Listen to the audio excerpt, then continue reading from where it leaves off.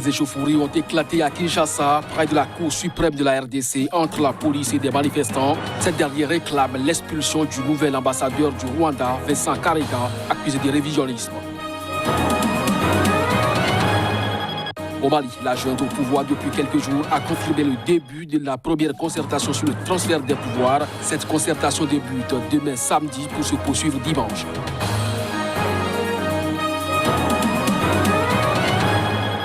Trois ans après la chute de l'Est, dirigeant zimbabwéen Robert Mugabe et un an après sa mort, de nombreux Zimbabwéens ont vu leurs conditions de vie se détériorer, et ce malgré les promesses de reprise économique.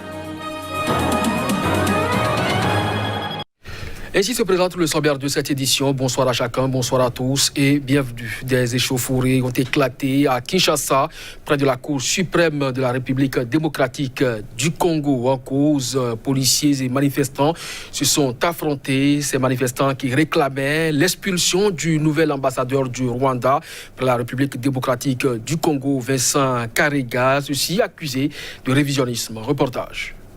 La police congolaise a dispersé ce vendredi à Kinshasa un rassemblement de quelques centaines de manifestants qui réclamaient l'expulsion immédiate de l'ambassadeur du Rwanda en République démocratique du Congo. Elle a utilisé des gaz lacrymogènes et des tirs de sommation pour disperser les activistes qui accusent le diplomate rwandais Vincent Karega de révisionnisme après un tweet controversé sur l'histoire douloureuse des relations entre les deux pays. Le rassemblement avait été interdit par les autorités selon l'un des organisateurs. À l'origine de la manifestation, les mouvements citoyens Lucha et Filembi demandaient également l'arrêt des menaces contre le prix Nobel de la paix congolais 2018, Denis Mukwege. Touche pas au prix Nobel, pouvait-on lire sur une affichette tenue par un manifestant. Le docteur Mukwege s'estime menacé depuis qu'il a dénoncé un massacre de civils en juillet dans sa province du Sud Kivu à la frontière du Rwanda. Avec le soutien d'opposants, les organisateurs demandent également la fin de l'impunité des crimes dans l'Est de la République démocratique du Congo. Nous réclamons la justice et la réparation pour tous les actes que le Rwanda a commis au Congo, pour les massacres qui se sont passés. Jusqu'aujourd'hui, on n'a pas eu de réparation, a déclaré un manifestant, héritier Massingénie. En réponse à un Congolais sur Twitter, l'ambassadeur rwandais Vincent Karega avait contesté la responsabilité de son pays dans un massacre de civils en 1998 dans l'Est de la République démocratique du Congo. Son tweet, rapidement effacé, avait relancé la colère d'une large partie de l'opinion congolaise qui accuse le Rwanda d'être à l'origine des guerres et des conflits dans l'Est de la RDC depuis 25 ans. Je ne suis pas révisionniste. J'ai posé des questions sur des accusations portées contre mon pays. Je n'ai pas remis en cause les morts ou quoi que ce soit, a déclaré l'ambassadeur rwandais ce jeudi soir. Chaque année, des dizaines de détenus meurent de faim ou de maladie dans les prisons insalubres et en même temps surpeuplées de la République démocratique du Congo. L'AFP a pu entrer dans l'une d'elles à Bunia, à Nituri, où 2 détenus sont morts cette semaine pour un total d'au moins 17 depuis le mois d'avril dernier. Le directeur s'inquiète du manque de nourriture et de médicaments. Les églises organisent des distributions de vivre. On écoute le directeur de la prison et quelques détenus. Au jour d'aujourd'hui, nous comptons 1364 détenus. C'est trop. Et le plus grand problème qui est le deuxième, c'est le problème de pénurie alimentaire qui fait surface au niveau de la prison centrale de Bunia. Depuis le mois d'avril, jusqu'au jour d'aujourd'hui, on a compté 17 cas, d'une manière un peu séparée. Il y a du temps, il y a un mois, il y a 2, il y a un mois encore 3, jusqu'à ce qu'on a compté 17. Mais ce qui m'a inquiété, c'est le jour d'aujourd'hui qu'on a compté 2 décès à la fois, qui est lié à la sous-alimentation par manque de nourriture. Voilà. On vit mal, on dort mal, on ne prend pas soin de notre santé et on ne mange pas 2 cuillerées de bouillie par personne. Aujourd'hui, on a de la chance, on a eu du riz. C'est l'église adventiste qui est venue nous apporter de l'aide. On a trop souffert, on est sous-alimenté, on se demande ce que le président pense de la situation. En Côte d'Ivoire, tout se prépare pour l'élection présidentielle. En effet, la commission électorale indépendante a réceptionné 44 dossiers de candidature à la présidentielle du 31 octobre prochain. Elle les a ensuite transmis au Conseil constitutionnel pour validation. Dans un communiqué, la commission électorale indépendante a annoncé avoir reçu 44 dossiers de candidature à la présidentielle du 31 octobre et les a transmis jeudi au Conseil constitutionnel. Seul juge de l'éligibilité des candidats à l'élection du président, le Conseil constitutionnel a désormais 15 jours pour divulguer la liste des candidatures validées, mais peut le faire avant. De sources proches de la Commission électorale indépendante, moins d'une dizaine de candidats devraient être déclarés éligibles. Parmi les dossiers qui devraient être invalidés figurent ceux de deux poids lourds, l'ex-président Laurent Gbagbo et l'ancien Premier ministre Guillaume Soro. Ils devraient être déclarés inéligibles en raison de condamnations qui ont déjà conduit leur radiation des listes électorales en août dernier. L'ancien président Laurent Gbagbo, qui ne s'est encore jamais prononcé publiquement sur cette possible candidature, est en liberté conditionnelle en Belgique dans l'attente d'un éventuel procès en appel devant la Cour pénale internationale qui l'a acquitté en première instance de l'accusation de crimes de guerre et de crimes contre l'humanité. Mais il est sous le coup d'une condamnation en 2018 à 20 ans de prison par la justice ivoirienne pour l'affaire dite de braquage de la BCAO, la Banque centrale des États de l'Afrique de l'Ouest, lors de la crise de 2010 et 2011. L'ancien président de l'Assemblée nationale, Guillaume Soro, qui vit en France, a quant à lui été condamné en Côte d'Ivoire en avril 2020 à 20 ans de prison pour recel de détournement de deniers publics. Au Mali, la junte au pouvoir depuis 2 semaines a confirmé le début de la première concertation sur le transfert des pouvoirs. Cette annonce intervient alors que l'ancien président Ibrahim Boubacar Keïta a quitté ce jeudi la clinique où il était admis pour sa maison.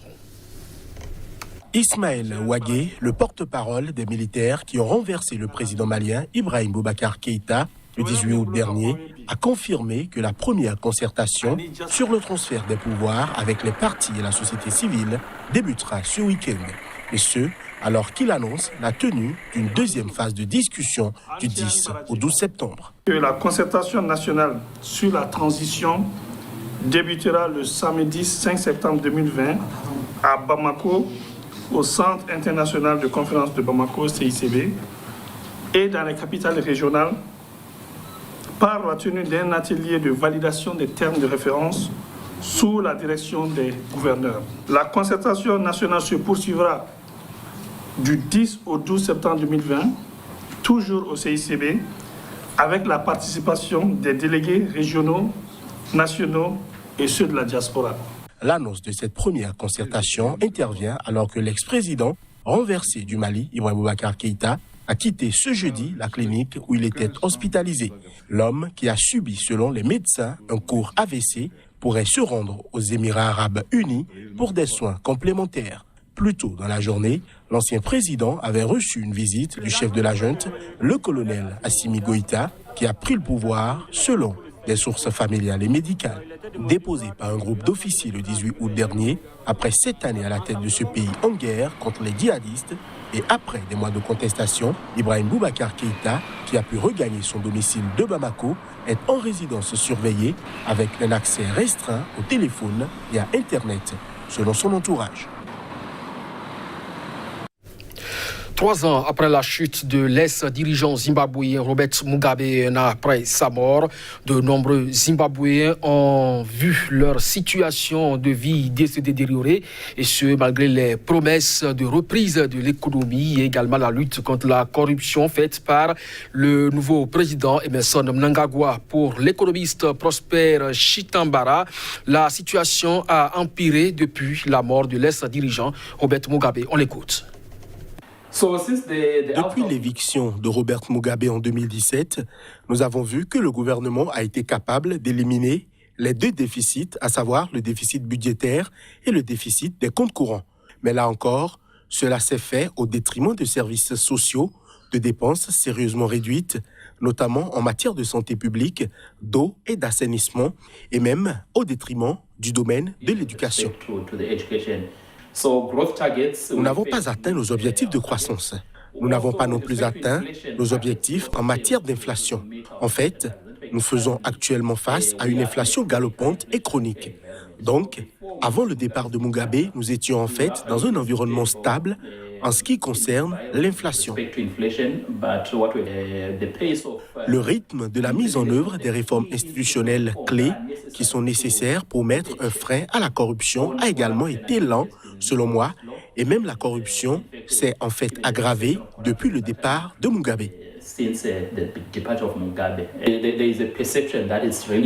On a l'impression que rien n'a changé, car lorsqu'ils sont arrivés, l'une des grandes promesses était de combattre la corruption sans relâche, mais nous n'avons pas vu beaucoup de progrès dans ce domaine.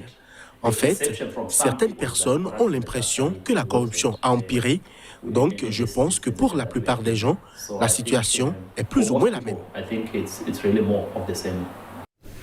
L'Organisation mondiale de la santé, l'OMS, a déclaré qu'elle ferait en sorte d'obtenir 220 millions de doses de vaccins contre la COVID-19 pour l'Afrique. Lorsque celui-ci sera été homologué et approuvé selon l'OMS, cela couvrira au moins 20% des besoins de la population du continent. On écoute. Une fois qu'un vaccin aura été homologué et approuvé, COVAX s'efforcera d'obtenir au moins 220 millions de doses de vaccins pour le continent. Cela ne couvrira pas nécessairement tous les besoins du continent, mais au moins 20% de la population africaine, en donnant la priorité dans un premier temps à ceux qui sont en première ligne, les travailleurs de la santé, puis en élargissant la couverture aux groupes vulnérables tels que les personnes âgées ou celles souffrant d'une maladie préexistante. Je crois qu'il y a 9 vaccins qui sont maintenant entrés dans la dernière phase des essais cliniques, la phase 3 des essais cliniques. Beaucoup d'autres vaccins, probablement plus de 35 à ce stade, sont entrés dans la phase d'essais cliniques sur l'homme et sont testés dans un certain nombre de contextes dans le monde. Et il est important de tester les vaccins dans différentes populations, car il peut y avoir différentes réponses dans différentes populations. Et c'est sur cette information que se referme ce journal. Merci à vous de nous avoir suivis. Très belle suite de programmes sur SICA. Bon week-end à chacun et à tous. Au revoir.